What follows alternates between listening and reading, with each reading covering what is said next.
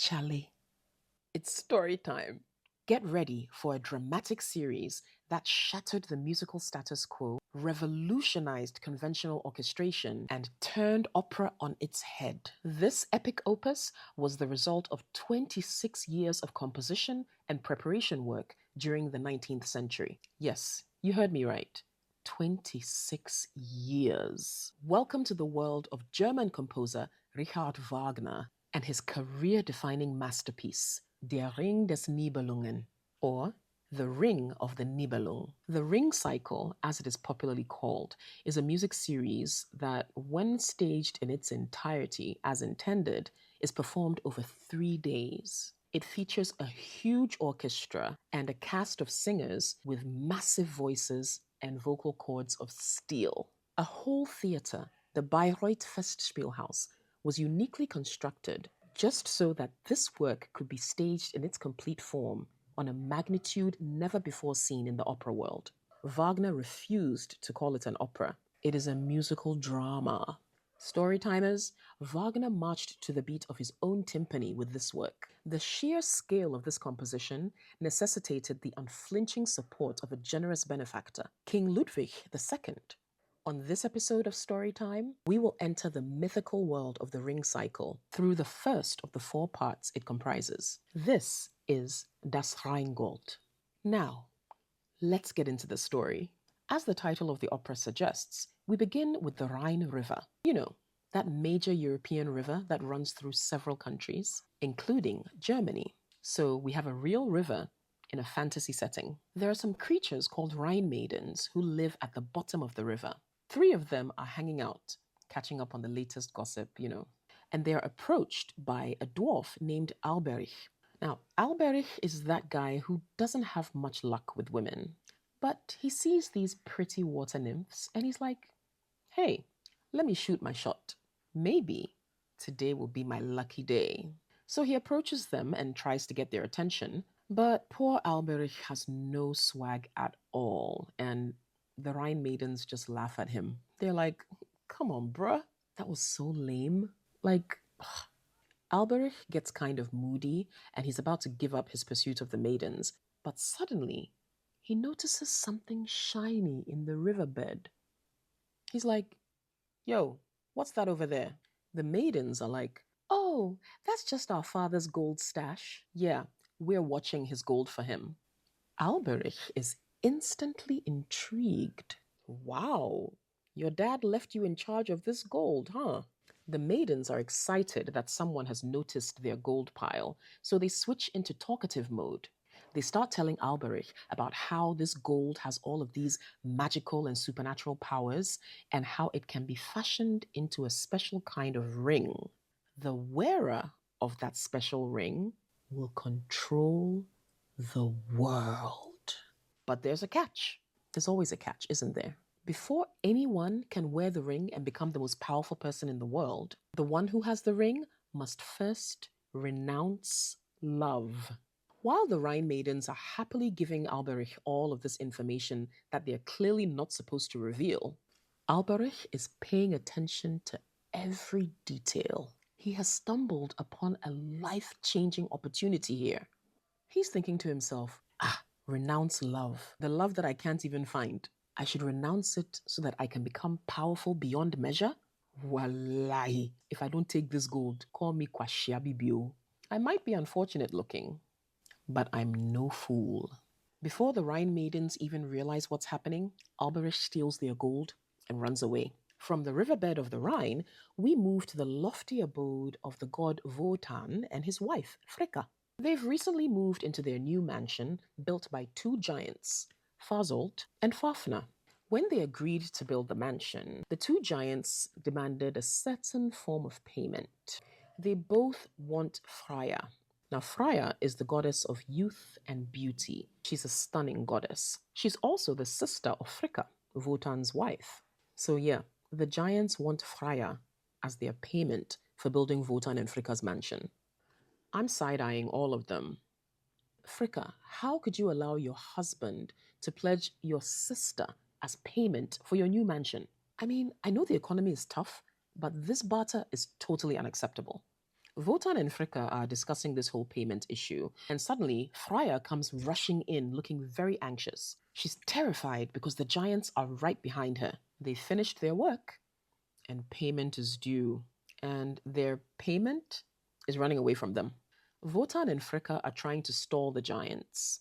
They're hoping that their friend, the demigod Loga, will come through for them. He has promised to help them find an alternative method of payment, just to save Freya. The situation is critical. So Loga does show up eventually, but the news isn't that great. He basically says that in all of his searching, the only thing he discovered is that men value only one thing more than money, and that is love. Men. Is that true? So basically, Freya is irreplaceable as payment because the giants are just crazy about her. They don't want to let her go.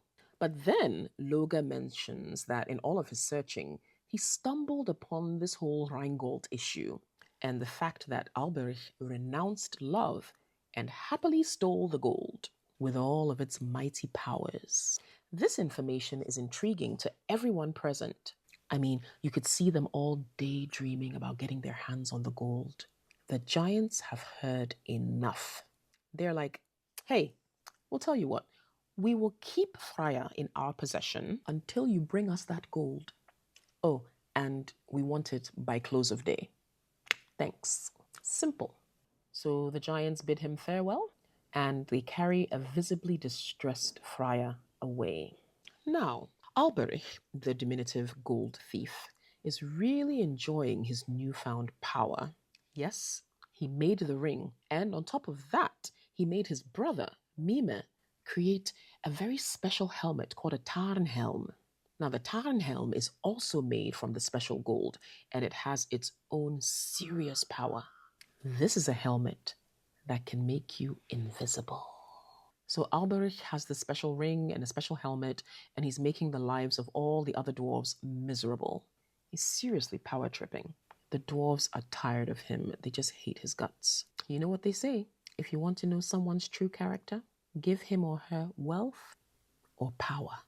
As Lord Alberich is busy bullying all the other dwarves, Wotan and Loga come to visit him. Alberich proceeds to brag about his new powers and how he's practically invincible now. So Loga engages him in a conversation about his invincibility. He's like, Alberich, so what happens if you fall asleep? I mean, aren't you afraid that someone will steal all your gold and take all your power?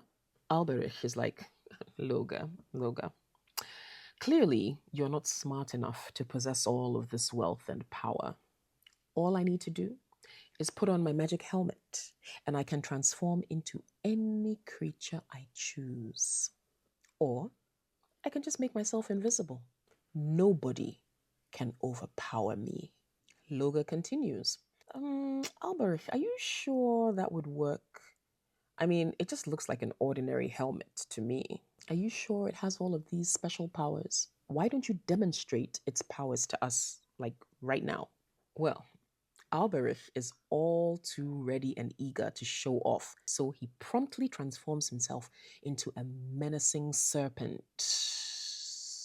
Now, Loga gives the performance of a lifetime, and he exaggerates and heaps praises on Alberich. Bravo! Bravo! What a transformation! This is simply marvelous. I would love to see more. Now, tell me, if this helmet is so great, can it transform you into something really, really small? I mean, forgive my foolishness. I'm just so amazed by this that I must see something else. Alberich doesn't even stop to think about this request. He immediately transforms himself into a tiny little frog. At this point, Wotan and Loga look at each other, smile, and they kidnap Alberich. And they take him back to Wotan's hood. Back at Wotan's godly compound, Wotan and Loga are forcing Alberich to hand over all of his gold in exchange for his freedom. Alberich sends a command to his fellow dwarves to bring up all of the gold, and he's begging Wotan and Loga to release him and give him back his helmet. Wotan is like, oh nah, we're taking everything, including the helmet, and the ring. Wotan is so tempted by the ring's power that he puts it on his own finger. This causes Alberich to get very, very angry, and he curses the ring. This is the curse that changes everything. Alberich says, "Until this ring is returned to me, and only me, the one who has it will always be cursed with extreme jealousy, and the one who doesn't have it will possess a level of envy that can drive him to kill. Thus, until I get my ring back, there will never be peace." At this point, they're all looking at Alberich like, "You spoiled little dwarf. Keep throwing tantrums." Just then, the giants return with Freya. They see all of the gold piled up there, and they actually want more. They say it isn't enough. Greedy giants. Loga is trying to convince them that there's more than enough gold here to keep them happy for life. But they are very reluctant to give up Freya.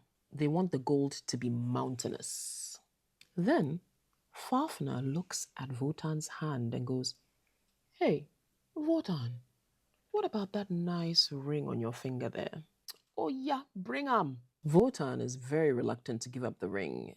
He's like, "Oh, but there's more than enough gold here for you. This silly little ring won't add anything." The giants are like, "Oh, really? Okay, Freya, you're going back with us. Forget the gold."